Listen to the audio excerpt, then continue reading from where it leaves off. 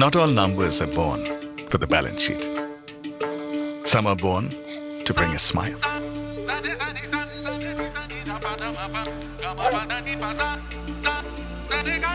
Some usher the future. Some make you stand tall. Some numbers light a fire and fulfill wishes. Some spoil you silly. Some echo joyful shrieks. Some numbers have smiles written all over them. Some make the planet happy.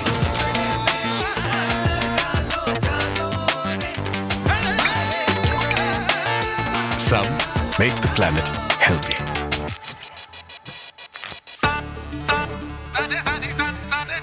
Some numbers rise against all odds.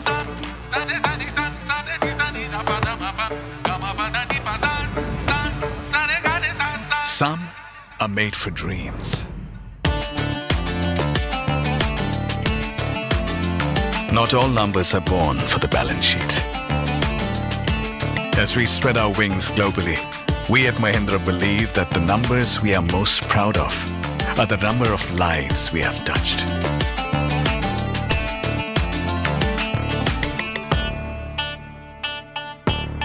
Mahindra, together we rise.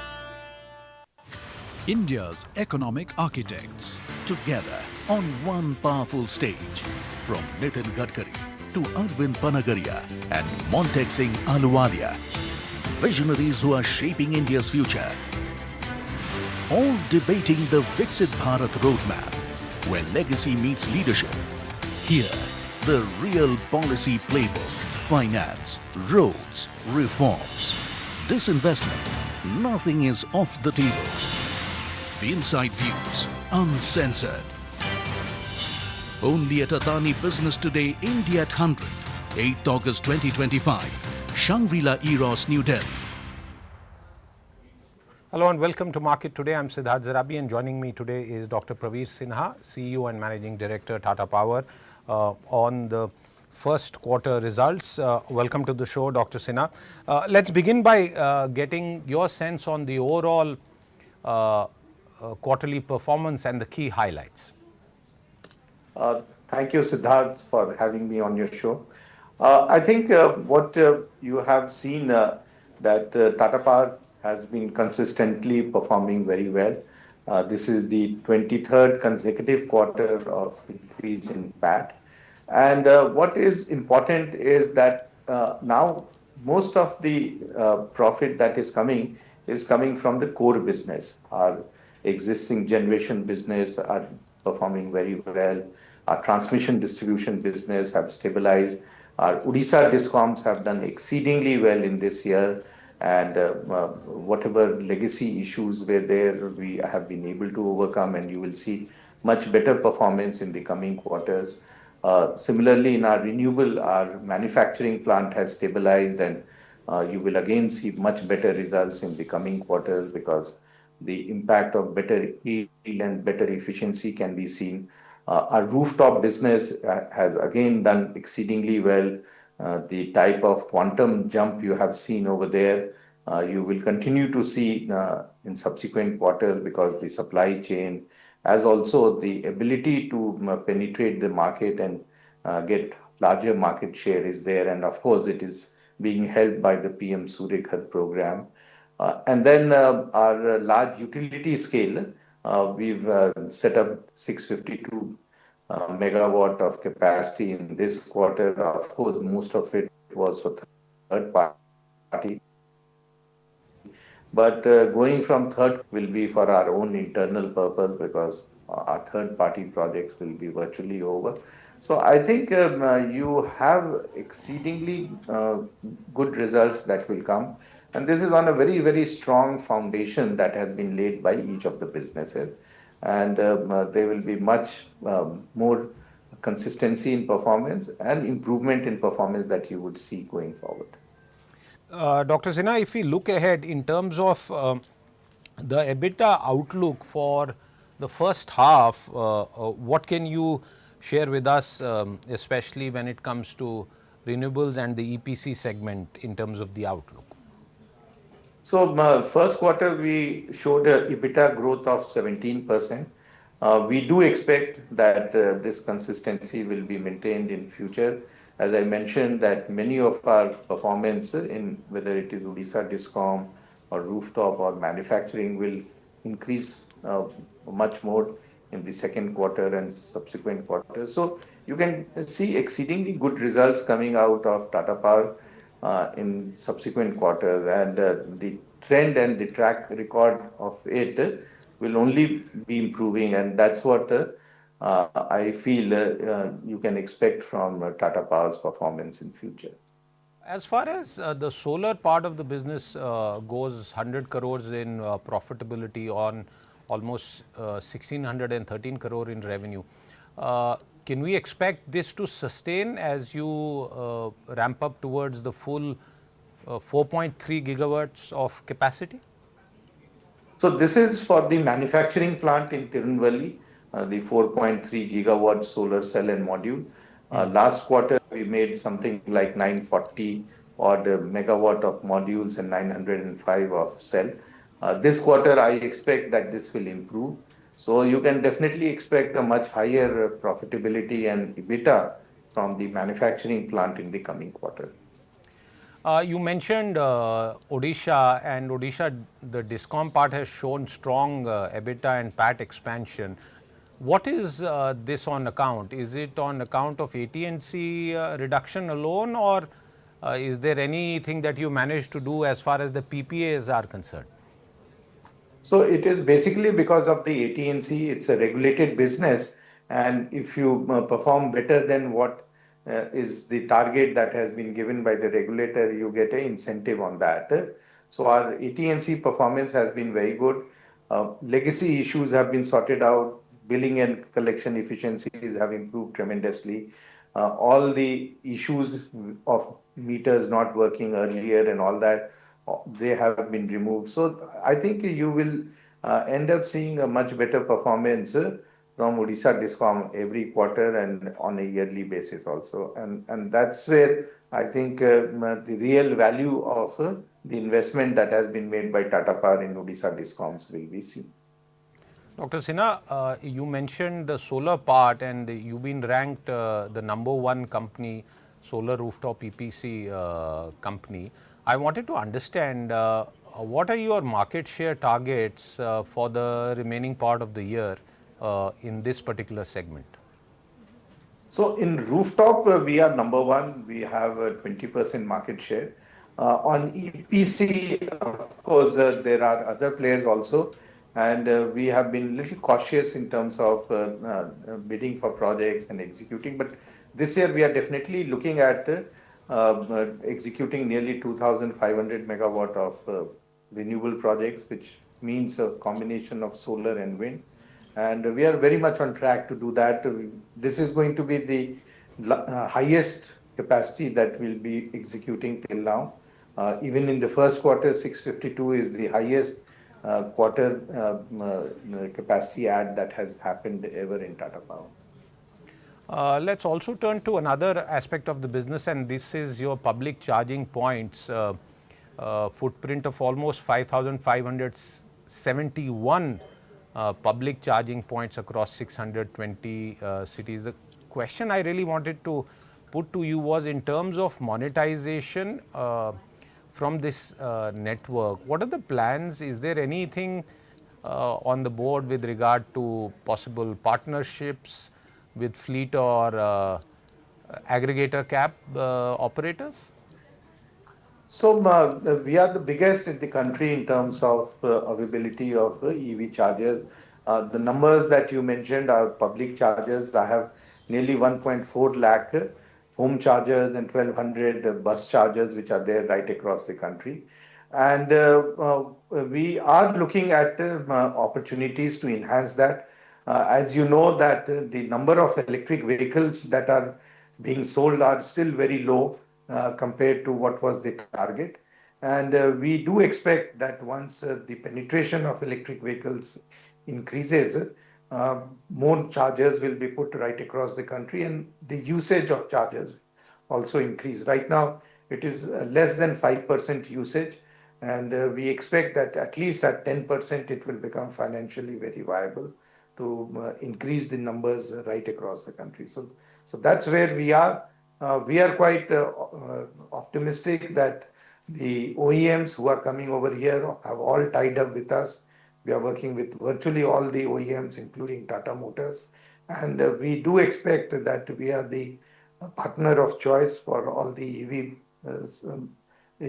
suppliers, and we will be able to add more capacity in the coming years.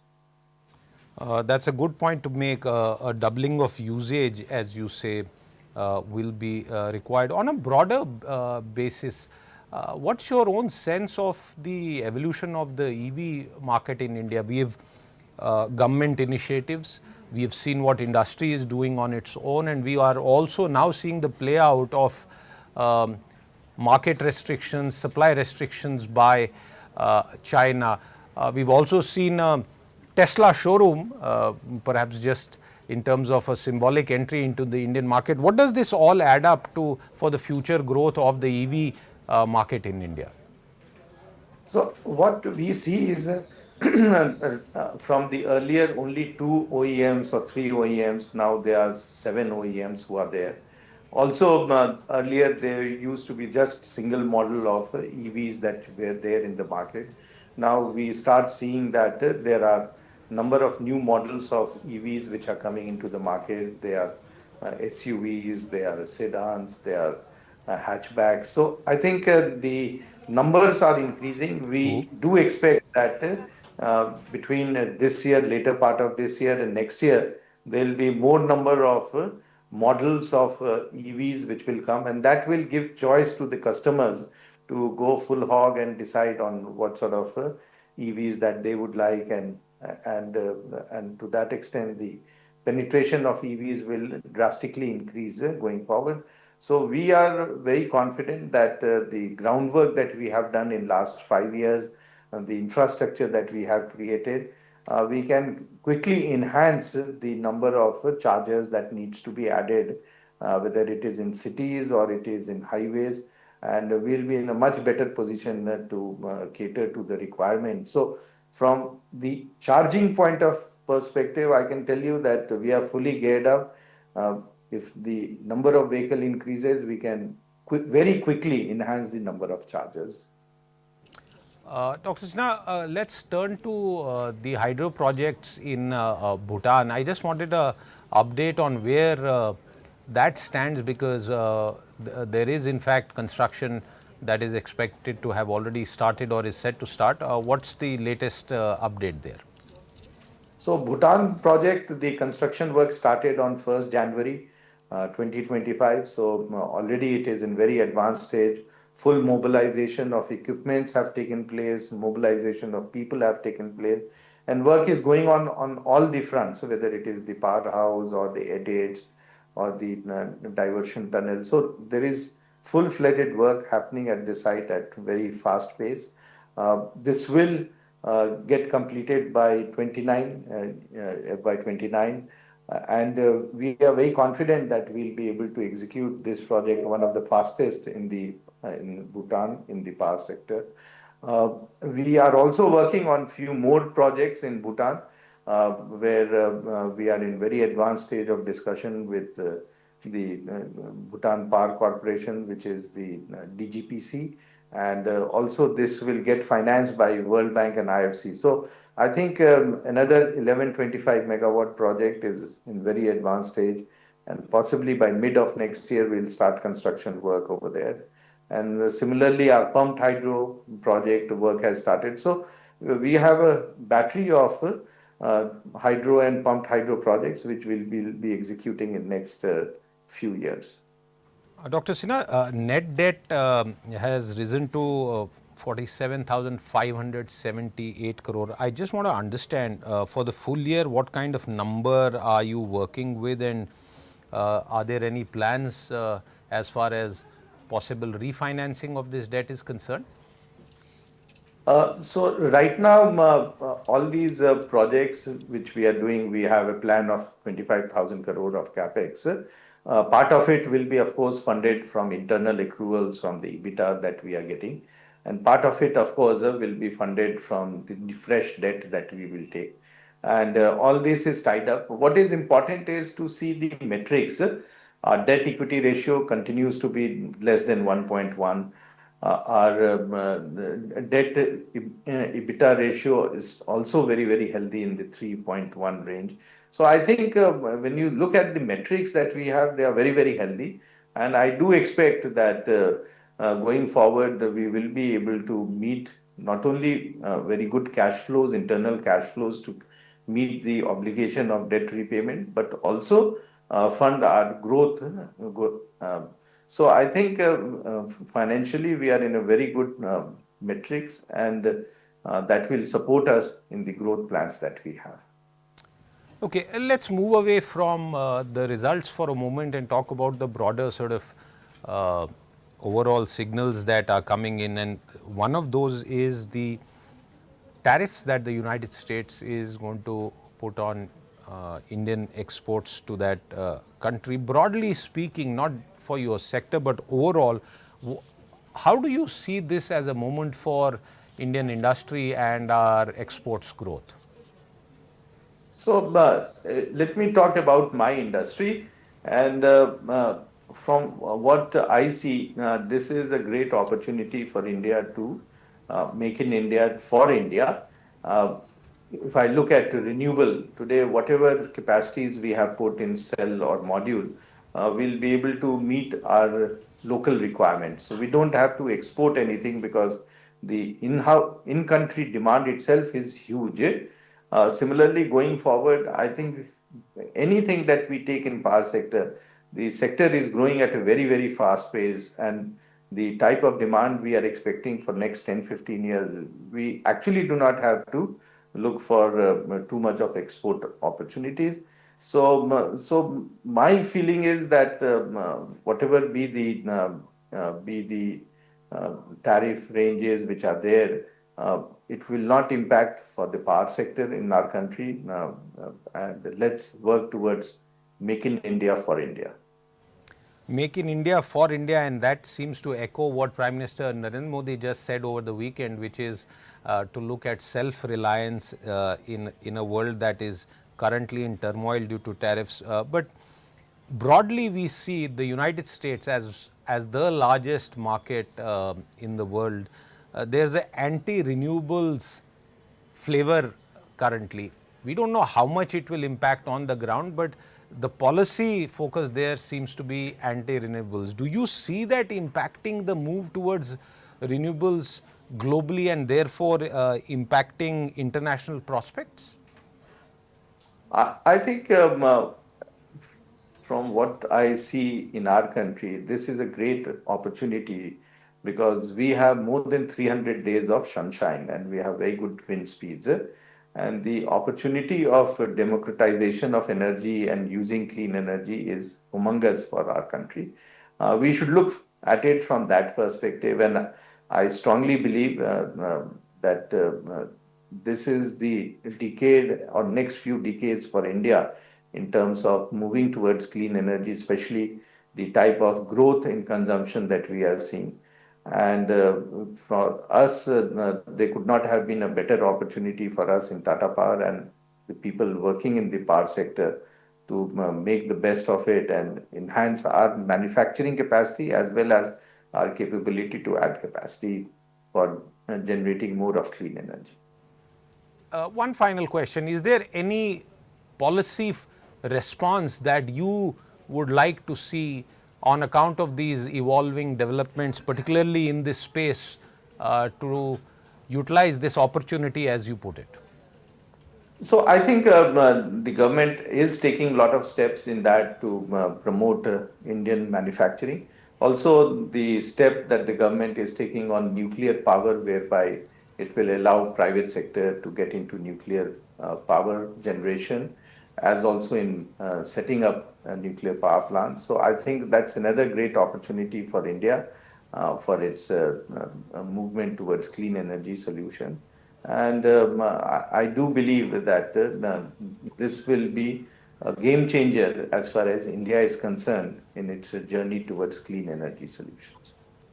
Absolutely. Dr. Sinha, thank you very much for your time with us today, taking us through key highlights of the first quarterly performance and also taking broader questions on the impact of the recent tariff related changes for the renewables sector. As always, thanks very much. With that, we slip into a short break. We'll come back with more coverage on the markets.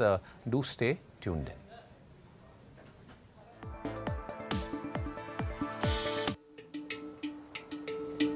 Not all numbers are born for the balance sheet. Some are born to bring a smile.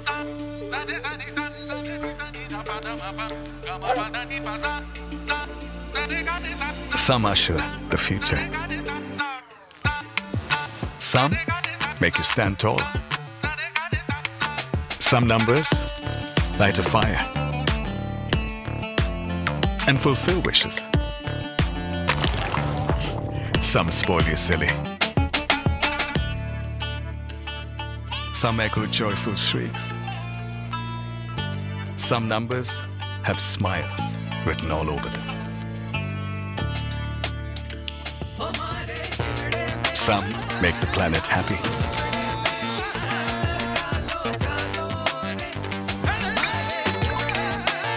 Some make the planet healthy.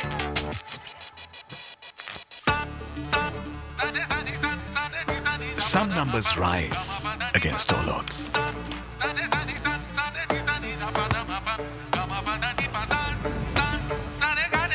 Some are made for dreams.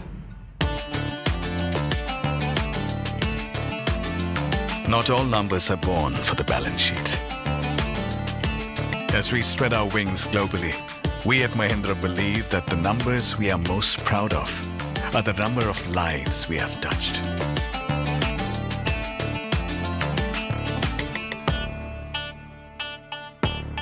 Mahindra, together we rise.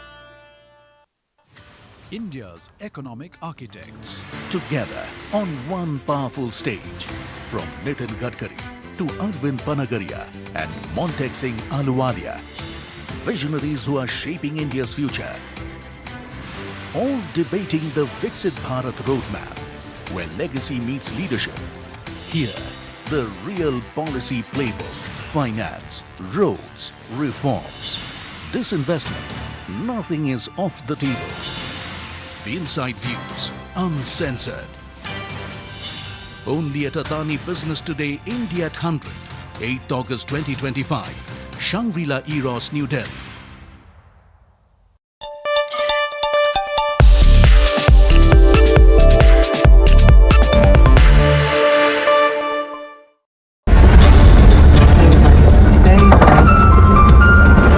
Caught in the crossfire, a